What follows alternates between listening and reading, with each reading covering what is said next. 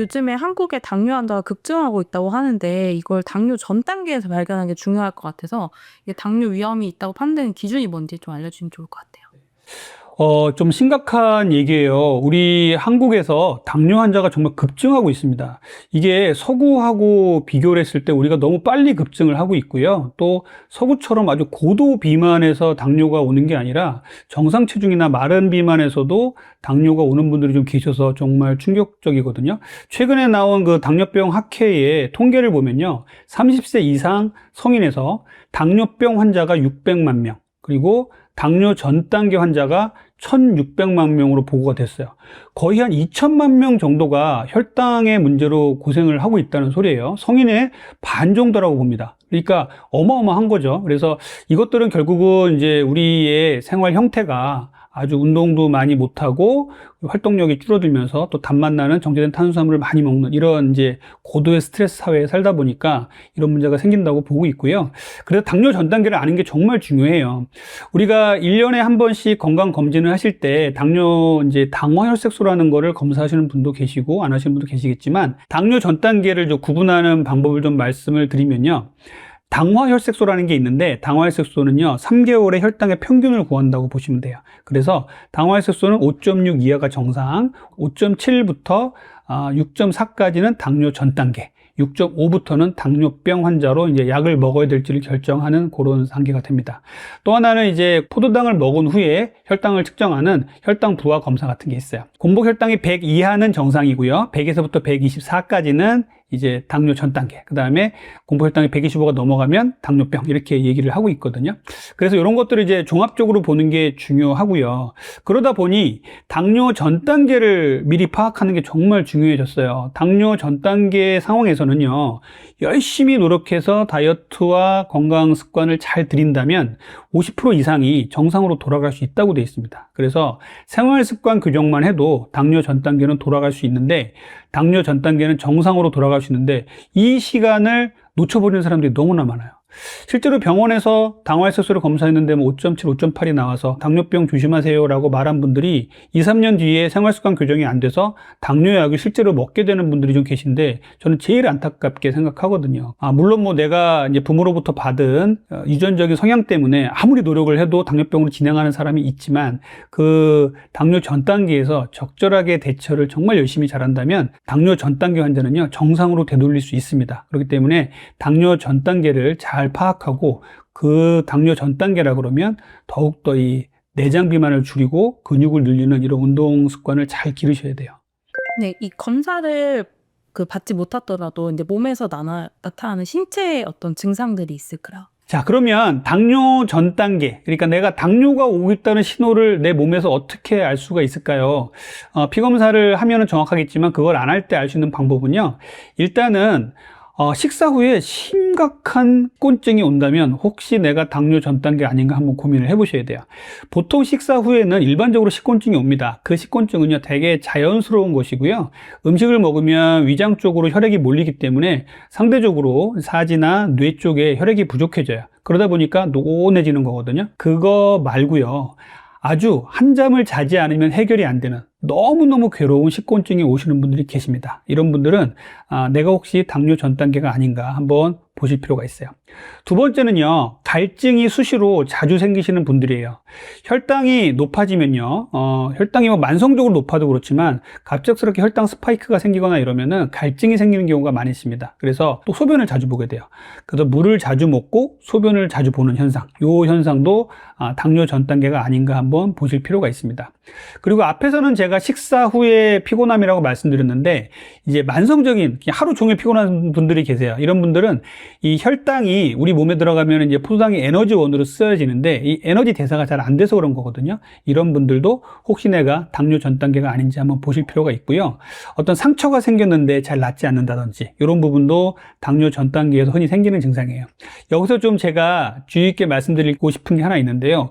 우리 피부에도 이렇게 당뇨 전 단계를 또 당뇨를 의심할 만한 소견이 있어요.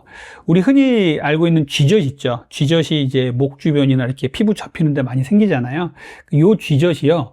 인슐린 저항성 당뇨 전 단계하고 아주 연관이 많습니다. 그래서 내가 평소에 없었던 쥐젖이 최근에 갑자기 막 생긴다 그러면 당뇨 전 단계 아닌지 한번 보실 필요가 있고요. 흑색 가시세포종이라고 있어요. 아주 비만하신 분들한테는 좀 자주 보는 건데 목 뒤라든지 겨드랑이 같은데 검은색으로 착색이 되면서 벨벳같이 좀 부드럽게 두꺼워진 피부를 볼 수가 있는데 이 부분도 당뇨 전 단계 당뇨병에서 나타나는 증상이에요. 그래서 이렇게 피부 증상도 간과하지 마시고 잘 보시고 내가 혹시 가족력이 당뇨가 있는데 제가 말씀드린 이런 내용의 증상이 있다면 인근 병원에서 혈액 검사를 통해서 당뇨 전 단계가 아닌지를 한번 보실 필요가 있습니다. 당뇨 전 단계에서 이제 완치되는 8가지 방법이 있다고 그 채널에서 소개해 주셨는데 이것도 좀 궁금합니다. 당뇨 전 단계라고 진단받으신 분들은요, 제가 말씀드린 내용을 정말 잘 지켜주셔야 돼요. 정제된 탄수화물, 그러니까 아주 곱게 갈아낸 탄수화물에서 나온 이제 당 성분이요. 흔히 말하는 빵, 떡, 면, 과자, 액상과당, 과일 주스 같은 건 정말 피하셔야 되고요. 통곡류 같은 것을 드시되 이런 것들도 탄수화물류는 조금 제한하시는 게 좋습니다. 그래서 하루에 100g 정도 이하의 탄수화물 먹으라고 되어 있는데 이렇게 탄수화물 양을 좀 조절을 하시고 탄수화물도 아주 단당류 위주의 탄수화물이 아니라 복합 탄수화물 그리고 통곡류 위주로 드시면 좋겠고요. 두 번째는 단백질이에요. 이렇게 탄수화물이 빈 자리를 단백질로 채운다 생각을 해주세요. 그래서 닭가슴살, 수육의 고기 부분, 생선의 흰살, 콩류라든지 시금치, 아몬드, 버섯 이런 것들을 충분히 드시면 좋거든요. 단백질은 근육의 원천이고요. 근육은 혈당을 머금는 스펀지라고 얘기를 해요. 근육이 혈당을 머금었다가 뿜어냈다 하는 역할을 하거든요. 그래서 근육이 많으신 분들은요, 당뇨가 잘 안 옵니다. 그래서 이렇게 당뇨 전 단계에 오신 분들은 단백질을 많이 드시고 근육을 늘린다. 이렇게 생각하시면 좋겠고요. 정말 제가 중요하게 생각하는 것 중 하나가 수면이에요. 우리 현대인들 중에서 이제 수면을 많이 못 취하시는 분들 중에 이 당뇨 전 단계로 자꾸 넘어가시는 분들이 계세요. 수면을 잘 해야 우리 몸에서 혈당을 조절해주는 호르몬들이 많이 나와요. 여기에 또 이제 성장 호르몬, 이제 그렐린, 렙틴 같은 호르몬을 정리를 해주는 게 수면인데 잠을 못 자면은 결국 스트레스 호르몬이 나와서 혈당을 높이고요. 내장 지방을 자꾸만 축적을 시킵니다. 그래서 그 혈당을 잘 조절하려면요. 수면을 잘 취하셔야 되고요. 이어서 바로 말씀드리는 게 이제 스트레스 호르몬인데 스트레스를 받지 않으셔야 돼요. 현대인이 스트레스를 받지 않는다는 건 좀 불가능한 일이긴 하지만 스트레스를 잘 풀 수 있는 자기만의 취미 생활 그리고 요가라든지 종교생활 이런 걸 통해서 스트레스를 잘 관리를 하셔야 코티졸이라는 호르몬이 안 나와서 코티졸이 나오면 내장 비만이 쌓이고 혈당이 올라가거든요. 그래서 이런 부분들을 막아낼 수가 있습니다.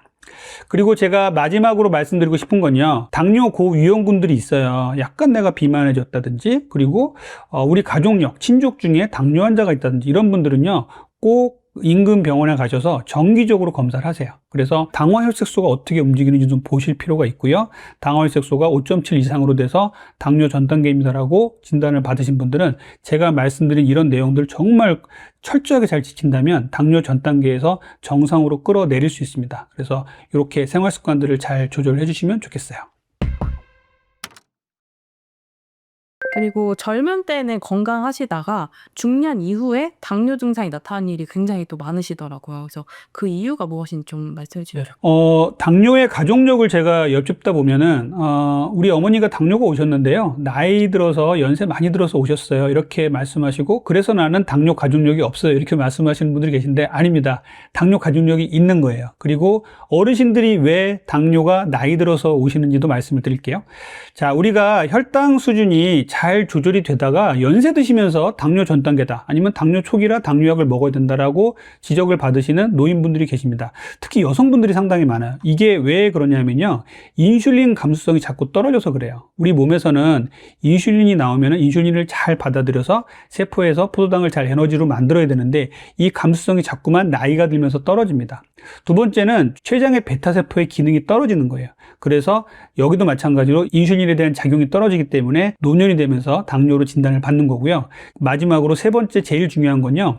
근손실이에요. 어머님들, 노인분들이 근감소증이 너무나 많습니다. 그러다 보니까 근육은 제가 앞에서 말씀드렸죠. 포도당을 머금었다 뿜어냈다 하는 스펀지 역할을 해요. 그런데 이 스펀지가 혈당을 머금어 줄 수가 없다 보니까 그냥 혈당이 막 올라가는 겁니다. 그래서 나이가 들면서 당뇨가 옵니다.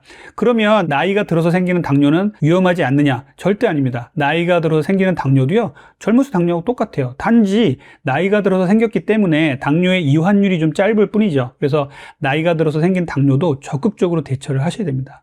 현대 우리나라 사회에서요, 당뇨 환자가 급증하고 있는데 그중에 이제 노인 여성분들이 상당히 많은 부분을 차지하고 있거든요. 우리나라 사람들이 갖고 있는 그 당뇨병에 취약한 특징들이 좀 있어요. 뭐냐면 서양인에 비해서 동양인들이 이 췌장의 크기가 작습니다. 이거는 뭐 유전적인 뭐 식생활 이런 거하고 연관이 있어서 역사적으로 봤을 때 우리가 그런 이제 식생활을 했기 때문에 췌장이 작은 건데요. 옛날에는 이렇게 당분이 많은 사회에 살질 않았잖아요. 그런데 지금은 막 정제된 탄수화물이 넘쳐나니까 어느 정도 먹다 보니까 그것을 감당하지 못하는 겁니다. 그래서 우리 동양인들이 서양인들보다 췌장이 작은데 그 동양인들 중에서 또 한국 사람들이 유독 작기로 유명합니다. 그래서 췌장이 작다. 그 말은 결국은 인슐린을 분비할 수 있는 능력이 떨어진다는 얘기고요. 또 연구를 해봤더니 그 작은 췌장에 20%가 기름이 껴 있어요. 그래서 우리나라 사람들은 상당히 이 췌장이 작기로 유명하고 췌장이란 부분, 혈당이란 부분에서 좀 취약한 거예요. 그러다 보니까 같은 체구의 동서양인을 봤을 때 우리가 훨씬 췌장이 작다. 그래서 서구인들은 이 췌장이 크기 때문에요. 어느 정도 정제된 탄수화물을 먹어도 당뇨가 잘 안 옵니다. 근데 이제 거대하게 150kg, 200kg 막 넘어가니까 상대적으로 췌장이 감당을 못해서 생기는 당뇨가 많은데 아주 뚱뚱한 당뇨가 대부분이라는 거죠. 그런데 외국 과학자들이 놀라는 게 뭐냐면요. 한국 사람들은 이렇게 말랐는데 왜 당뇨가 왔어? 라고 할 정도로 우리나라에서는 당뇨 환자가 많습니다. 그래서 이 당뇨 환자가 이제 급증하고 있는 이유는 결국은 정제된 탄수화물이 많은데 우리의 췌장이 감당을 못한다. 거기다가 근손실이 계속 일어나고 있고 췌장의 그 인슐린 감수성이 자꾸만 떨어지는 이런 현상이 복합적으로 작용하고 있는 거예요. 그러다 보니 나이가 들면 자꾸만 살이 찌고 그리고 당뇨 쪽으로 우리 몸이 가고 있다라고 생각을 하셔서 나이가 들수록 오히려 당뇨 쪽은 조금 더 경각심을 갖고 살펴보셔야 됩니다. 그래서 나이가 드신 분일수록 단백질 잘 챙겨 드시고요. 그리고 정제된 탄수화물을 줄이셔야겠죠. 나이가 들어서 내가 못 먹었던, 젊었을 때 못 먹었던 맛있는 것들이 너무나 많으니까 이것들을 먹고 싶어 하시는 분들이 계시는데 절대 안 돼요. 그런 것들을 조금만 드시고요. 주로 단백질과 야채, 섬유질 많이 드시고요. 근력 운동을 좀 열심히 해주셔야 돼요. 단백질을 많이 드시는 상황에서 근력 운동 해주셔야 됩니다. 그래서 내가 단백질을 먹는 게 좀 부실하다, 음식으로 먹는 게 좀 한계가 있다 그러면 단백질 쉐이크 좋은 걸 고르셔가지고 단백질을 보충해서 먹는 것도 괜찮은 방법이에요. 근력 운동을 꼭 열심히 해주시길 바랍니다. 여러분들 다이어트는요, 건강을 위해서 하는 거잖아요. 건강을 해치면서 하는 다이어트는 절대 안 돼요. 그래서 건강을 잘 관리해주고 그런 생활 습관을 잘 관리할 수 있는 그런 비만 치료를 했으면 좋겠고요. 그런 비만 치료에 있어서 건강한 생활 습관, 운동과 식사 습관, 수면 습관 이런 것들을 모두 다 제 유튜브 닥터리 TV에 담아놨습니다. 오늘 채널에 초대해 주셔서 감사하고요. 더 많은 정보는 제 유튜브에도 많이 놀러 주시면 감사하겠습니다.